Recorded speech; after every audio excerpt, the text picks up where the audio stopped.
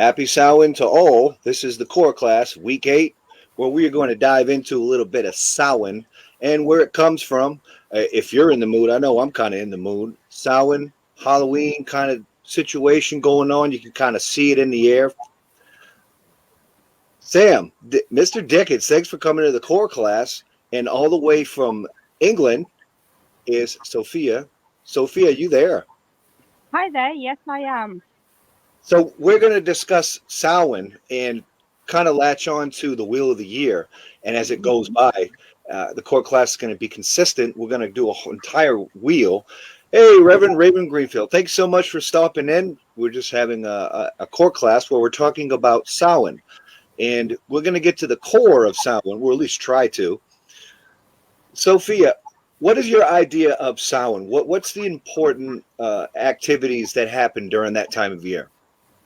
Okay, so um, I am English, and in my childhood, in the late 70s, um, my mother had not just our garden, but she'd also taken over some elderly neighbours' gardens. So in effect, we had um, three allotments full of vegetables and fruit. That's how we were able to afford to eat. Um, and so my mum would grow turnips. Now turnips are what the English use. Um, and my mum, being a clever woman and a practical woman, would put these turnips.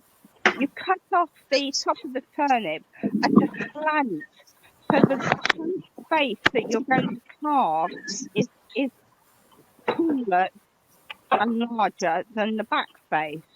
So you basically saw that off. Turnips are very, very dense. And then she didn't know about this then, but she would use my father's vice and put it in the vice to hold it steady. And then she would use a hammer and a chisel, and she would hammer and chisel out the middle of it.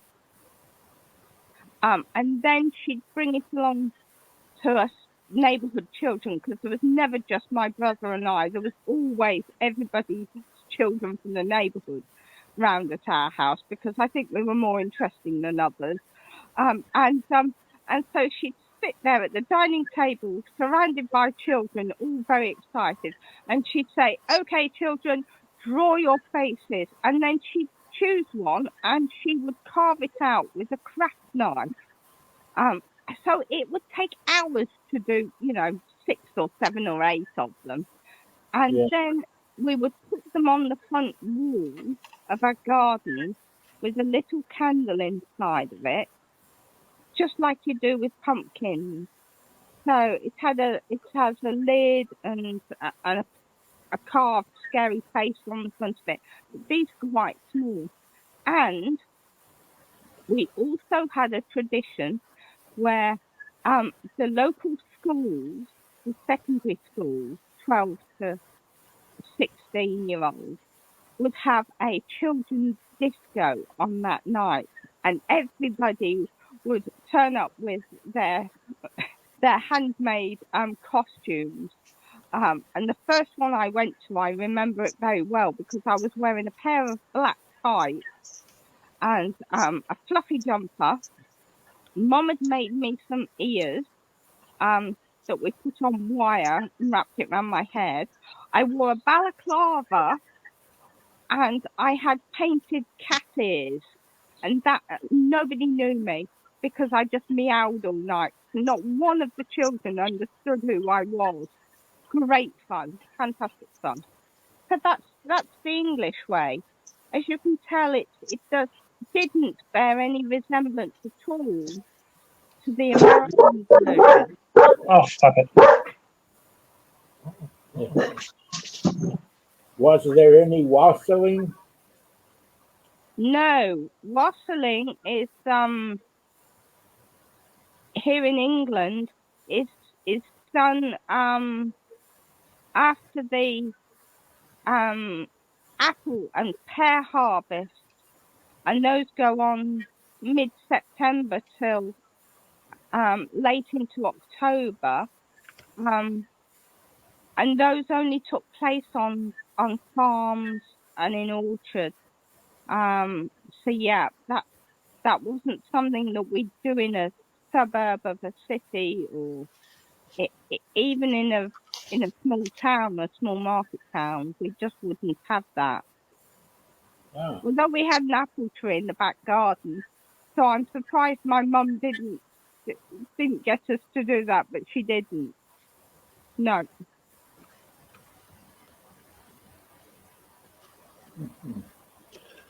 So you talked a lot about your mother. So it's like, is she with us? Is she still with us today?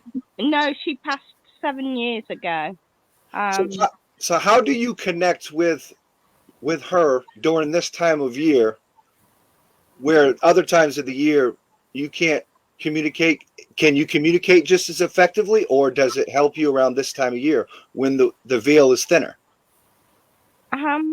No, I tend to and I've only just started doing this in the last year. Before I go to sleep, I sometimes bring to mind a relative that's died, mum included, um, and I just think I want to meet and talk with them tonight.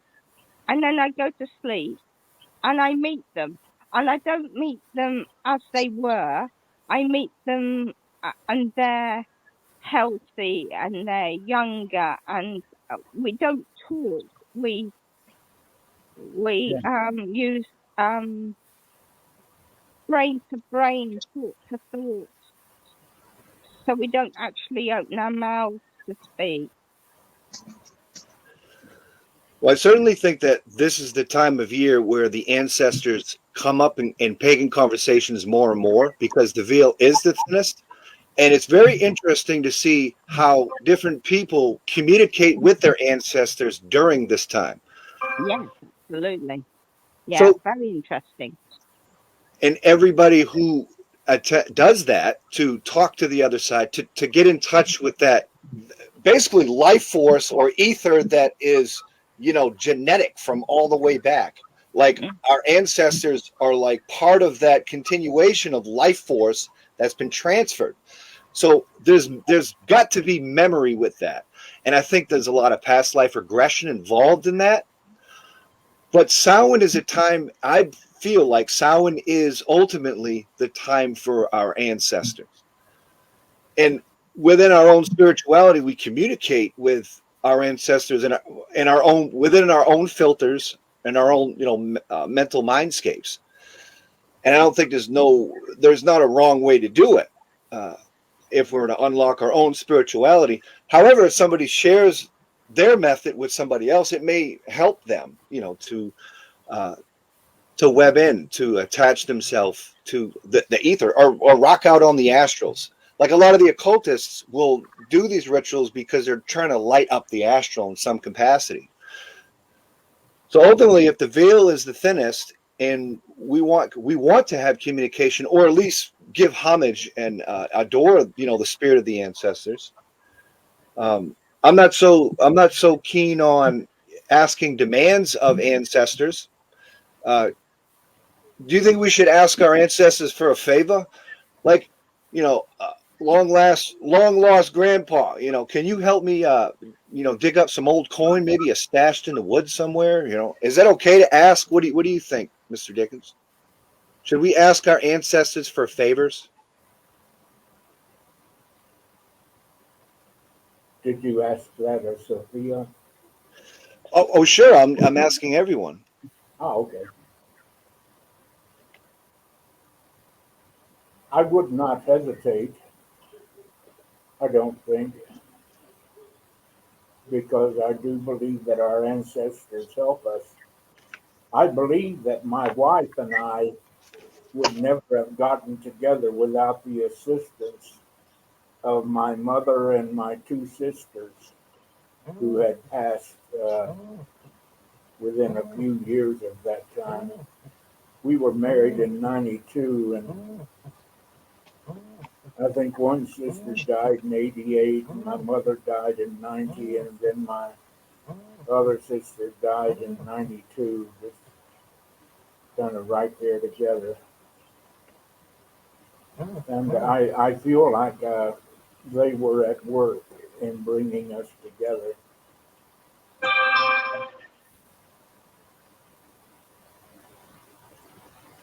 Yeah, so homage to the ancestor for sure, and all of us have have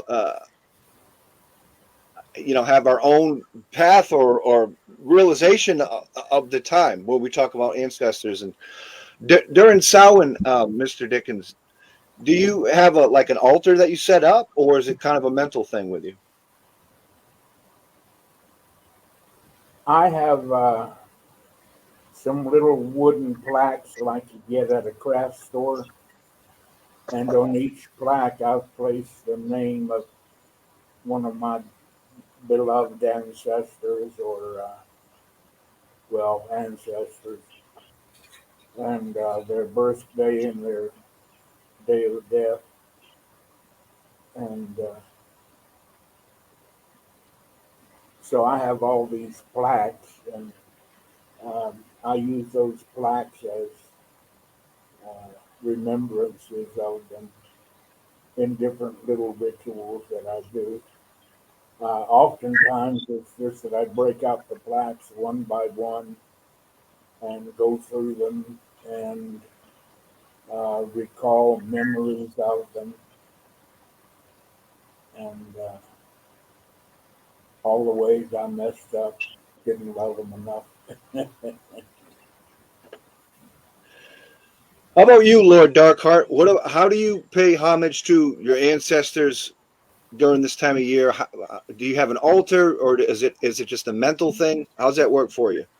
Well, I haven't had an altar for a couple of years now because my ex, she never really preferred me to have my stuff out. And I got rid of a lot of my stuff, and I'm a lot more secretive now in my stuff. But I actually have graveyard dirt from all of their graves. Nice. When I went to their funerals, of course, because all my people are dead now. My mom has never came back to talk with me, but my grandmother has, and my great-grandmother has. So, and after asking them for boons and for other things, I've never really actually asked them for a pot of money, per se, but I have asked them for knowledge or to help me find a book or help me find something that was lost that I want to pass to my children. And normally when I ask for these things, they will present themselves to me in a strange way. All right. But now as for actual Samhain worship, I usually worship Hecate, and I'll leave a cross offering at the crossroads. And I have a crossroads out in the country. I like to take my dog with me, and we'll go there, and I'll leave some eggs and some other stuff, which I'll write the stuff on the eggs like traditional. And that's pretty much it. All right. It's so fascinating that in modern times we have so many different, geographical areas, so many different pantheons. And now that we're all tied in with this tech, with, advancement in technology and all this stuff, you can see how Samhain, originally Gaelic and from Ireland, that's a modern kind of observance, within the pagan community. Mm-hmm. And then you have someone like Lord Darkheart who ties into Hecate, which comes from a Hellenistic pantheon. So those are two different areas, and then within common framework or thought. So it's very interesting to see how, the evolution of contemporary witchcraft plays out right before all of our eyes, but nobody's talking about it. Well, see, I also feel that a lot of these are archetypes that exist in all religions. Now, my family was originally from Ireland, County Mayo, and as my great-great-grandmother, they came over in the potato famine. And one of my great-great-uncles, he actually was killed smuggling Tommy guns and stuff back in the 20s to the British, or the Irish, Sinn Féin. You're good bra, Aaron forever. And he was hung by the British for his activities in rebellion. So the whole thing is like my mother spoke Gaelic a little bit. My grandmother spoke it fluently, and my great grandmother spoke it fluently. I only know a few pieces of it. And they used to do a lot of root working, and like I remember my great grandmother, she used to like had warts. She'd rub potato on it and bury it under the thing, and like she'd literally say a Bible verse and hold it over if you're bleeding, and it would stop the blood flow. I mean, my grandfather used to water witch. There's no way the sticky go out there and cut off a green tree sapling with fine water, but he did. And of course, most of my family, actually, like the German side came from Germany, and they had some soldiers captured at Yorktown. Well, the surrender of Christmas, whatever you want to call it. But they were offered to basically go to Fort Cumberland, which is Cumberland, Maryland, the furthermost out part of the frontier back then. And that's how they all settled in like the western Maryland, West Virginia, the Appalachian type mountains. And like, I don't know if you ever read Firefox. I think it's Firefox, the book about the Appalachian people. I have a complete collection here somewhere. But there's like so much folk magic and stuff that goes on. Like my one aunt, she's dead now for a while now. She used to, somebody got pregnant, she'd rub a egg all over their belly, and wrap it with red string and put it on, the fire, and when it popped, and she would tell whether or not it's healthy or boy or girl, and she would do all this little divination stuff with the egg. And it's just, it's fascinating how far we've actually come, both not only in sharing these experiences, because that's what magic really is the experiential aspect of spirituality. And one of the things I've been really lacking in, and what I've been really thinking about, is how do we introduce our occult lives into everyday reality?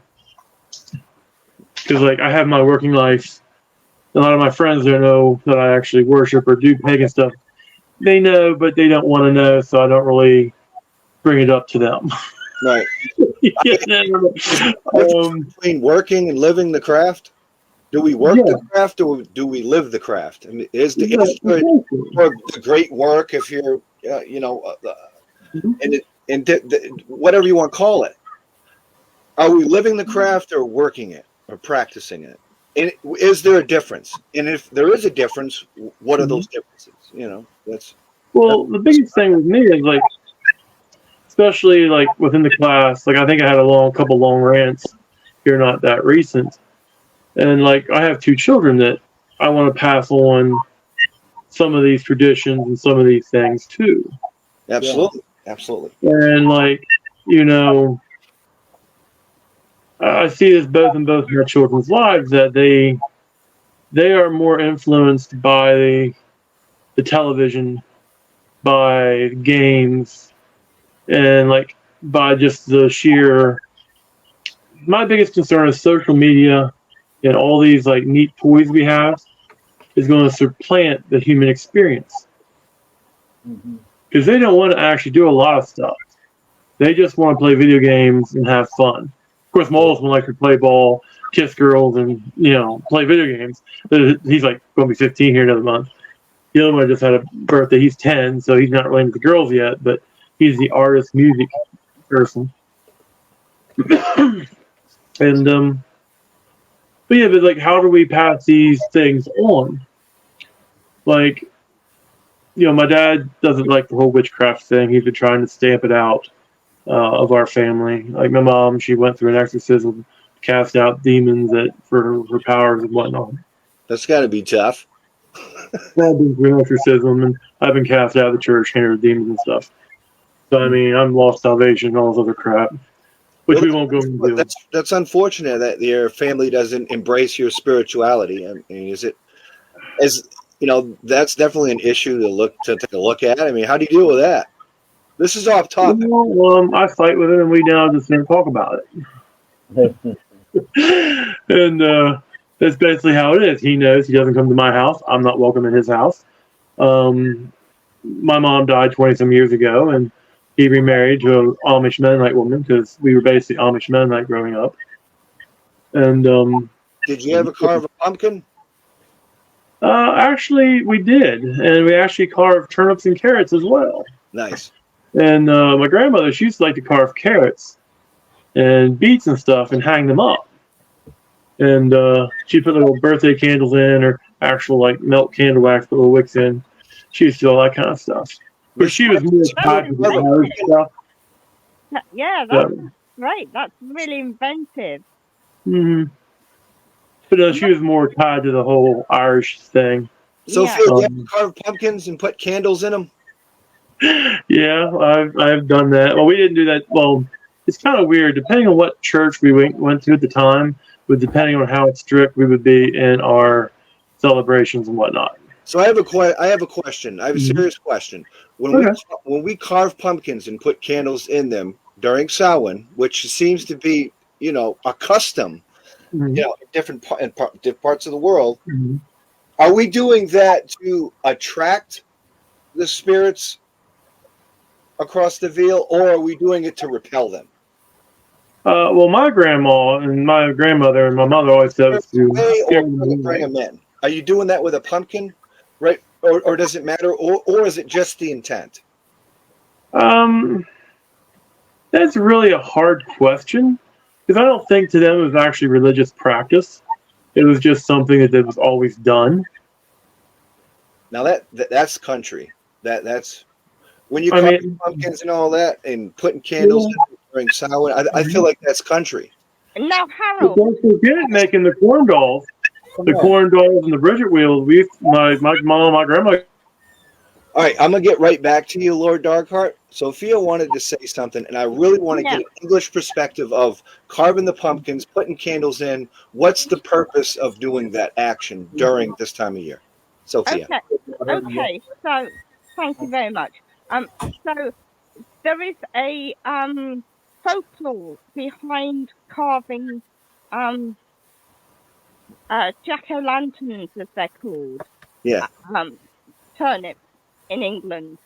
And I shall find you the piece and copy it over to core class, because it's really, really detailed about the actual folklore. But what it basically is that Jack cheated. Every time the devil came for his soul, he cheated the devil in various very clever ways. And because of that, when Jack actually died, he was rejected from heaven. And the devil wouldn't have him in hell either. And so it's said that his soul is that burning lump of coal, which is what would originally go into the jack-o'-lanterns, the carved vegetables, not a tallow candle, but that burning lump of coal was his soul, stuck between heaven and hell. So where did you hear that story? So I was obviously told that story a long, long time ago. But yes, I've just recently reread it again on one of the people. She's actually the only registered with Her Majesty's Revenue and Taxes for income tax for being a village witch. And I've just read it on her page. So I will copy it over to core class, because it seems to be, certainly in the UK, seems to be the origin of why we put lights into vegetable carved lanterns. Mm-hmm. That makes a lot of sense. A lot of those customs were forwarded over to America when we jumped on the Mayflowers and stuff. Yeah. So that's definitely, But I still have the question: when we light a candle, when we carve the pumpkin, we're making a scary face. Is that to repel the bad spirits during Samhain, or is it to attract them? And does it matter? Does it even matter if it's all about intent anyway? And that's kind of where I'm at with that. Certainly during childhood, it was always protection. Mm-hmm. So you're saying more deflective. So you carve the pumpkin, you're keeping the bad spirits away. Yeah. Like, get out of here. And that's like a form of like working with the astral, not even knowing about it. It's an interesting custom. Yes, absolutely. And I'm not so sure how those particular customs are going to continue to evolve. You know, that's because I want to go to the store right now and buy a pumpkin. And I really do. And I'm going to get some. I'm going to get some. And I'm going to carve some. And I'm going to eat pumpkin seeds. You know. And now in Ireland, when I was living for a short time in Ireland in County Donegal, it was really weird because yes, it was very Catholic. Even more so than back in the late 80s. And every single fire festival was attached to a saint. So actually, you weren't celebrating Samhain, or you weren't even celebrating All Hallows Eve. You were celebrating some saint, and you always had to have a fire in the yard.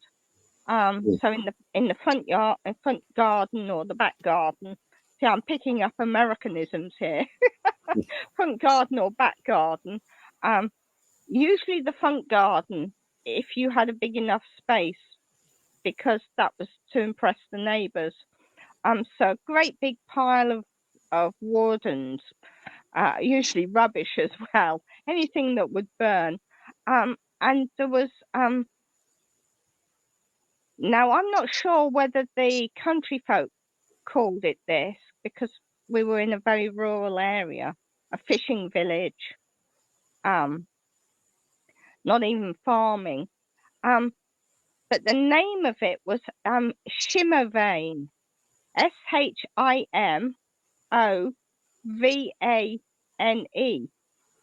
Now, I found out afterwards that Shimovane is the Irish way of saying end of summer. And the custom was to sing a little song.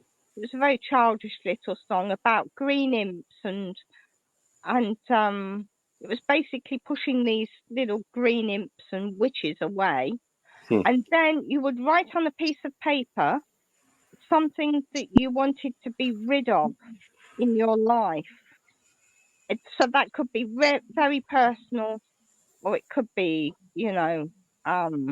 something to do with the house or a job or anything like that. And you'd write it and you'd sing this little banishing song and you'd throw it into the fire. And we would eat ginger flavored food. So ginger cakes, ginger biscuits, ginger stuff. Samhain is one of my favorite times of the year, and I think it is, well, I'm not sure why it is. It just is. It's one of my favorite times of the year. And I don't think that Samhain is like the end festival. I think it's almost like the new festival, or it's like right there. It's like right there. And I think that's what the Gaelic people were doing, was the night where the new wheel begun for that year. And that's kind of how they were keeping yes, exactly. track of time. Yeah. So as far as the Gaelic and the Irish goes, the New Year is not January 1st, or it's Samhain. It's Halloween. That's the New Year to the Gaelic. Yes, but if you go back in history, the reason for that is very, very clear. Because we see it in old Anglo-Saxon names for and those are quite recent invaders of the UK. We see it in Anglo-Saxon names for the names of the months, because this would be blood month.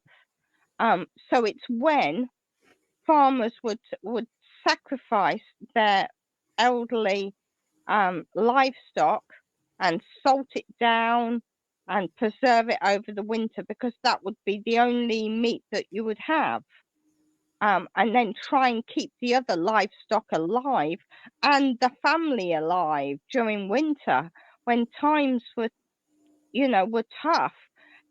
There wasn't anything we've had all the harvests. We've got to preserve everything now and hope that it lasts us through the winter months. Mm-hmm. So I would really like to see how everyone connects with their ancestors for, if y'all like talking about it. I have a couple things that belong to some relatives of mine. I hold them. I have them on a shelf.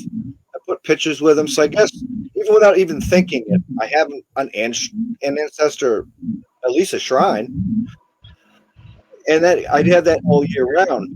But what I will say is that for the past few years, this time of year, when talking about the ancestors, I feel fuzzy about it. Well, I feel good about it. That I'm having a connection with them, and that started a lot when I just found out exactly where my lineage is coming from. Where's my blood going? Where has it been?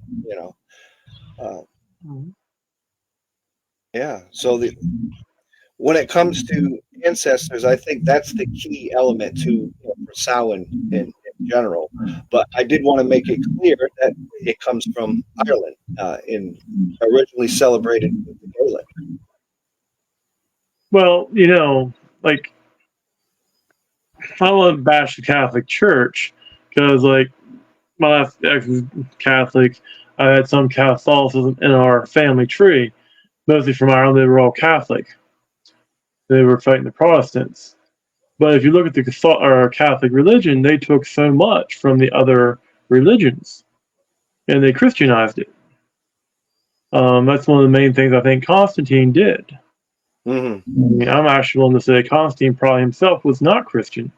He just Christianized everything to, create more of a religion of control, so to speak. Mm-hmm. But now, getting back to the pumpkins and lighting the pumpkins, I was thinking about that while everybody else is talking.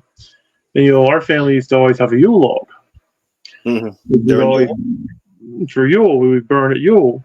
We keep that log all year long for luck. It always stayed upstairs, It was always the Yule log. And so, I mean, we burn that on the longest night of the year to keep us safe from spirits coming down the flue or into the house.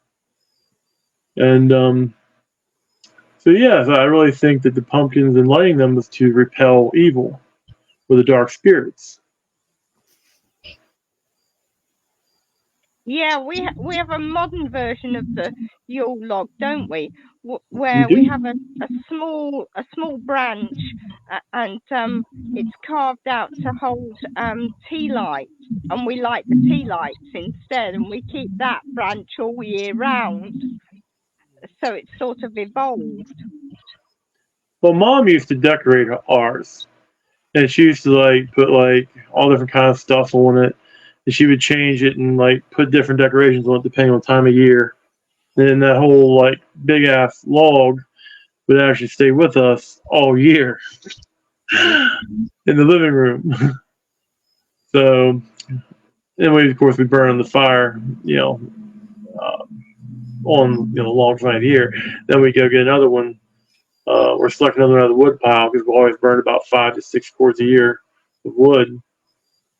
And so, yeah, I mean, I think I hate to say this, I'm very modern. I got a heat pump. I have no way to burn log except the little fire pit outside. Hmm. And I think like we're so disconnected from. I mean, I've butchered and I've killed animals. I've lived on a farm. I've even done a lot of farm work in my life. But my kids never have killed anything. They've never hunted. They've never ran a tramp line. They've never been alone in the woods at night. So, the whole question then becomes, where are we at currently, and how are we more disconnected from nature? Like everything about us now is artificial. Hmm. I mean, very rarely do I even walk on grass anymore. Either I'm in my shoes, I'm at work on concrete, or I'm in the house. So there's not that time of just quiet peacefulness where you can meditate. Like we're always constantly being bombarded with texts or calls, or we want to watch something or see something or get the news. I mean, where do we put that personal time for self-reflection, meditation, stilling our mind? I mean, where do we go with just experiencing reality rather than just being bombarded by it and go, now, right now, all the time? Hmm. Well, thanks so much for that, Lord Darkheart. I think this has been a pretty good class. We've talked about Samhain from our perspective, a little bit about our ancestors, which holds a vein, touches a vein on all of us, myself included, because we're talking about people that are involved in us individually. And when we unlock that spirituality enough to have homage to them, to adore them, or even go as far as communicating with them, it's interesting to hear the many filters from everyone else. But yeah, blessed is the Gaelic, blessed are the Irish, blessed are the Scots.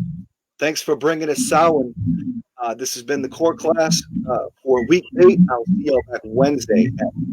This Sunday is Wednesday. Sunday at 7. And blessings to all. Happy Samhain. Happy Samhain. And I'm off all week, so I'll be in Sunday's class too. Nice. So. Bye. Bye.